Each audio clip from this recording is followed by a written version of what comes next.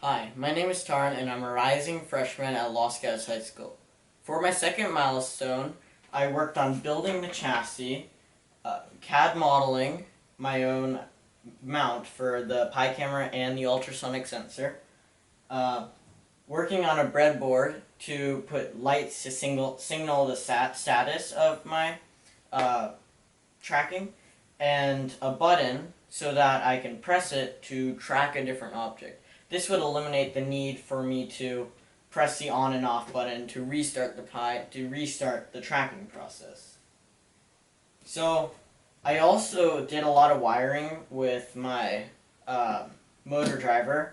I soldered wires to hook up the battery pack to the motor driver, and I worked on the GPIO pins so that this Raspberry Pi can control the motors.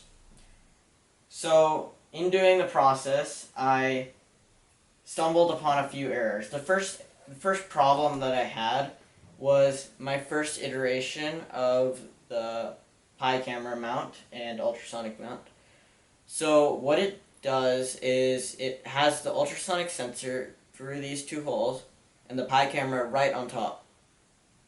While testing this, I realized that this design limited the pulse, because this side gives out the pulse, this side receives it, and so the pulse, it sends in a wave, and the wave was being blocked by this Pi camera, because if you can see, there is a little part of it being blocked. So after doing that, I decided that I should just have it so the Pi camera is on top of the ultrasonic sensor. I angled the Pi camera down 6 degrees to give it a better view of the object, and this seemed to help. This worked perfectly fine. And so I also added a flashlight so that the tracking would work better in the nighttime when there's less light outside. So for my second milestone, another problem that I ran into was having the latency of the Pi camera fixed.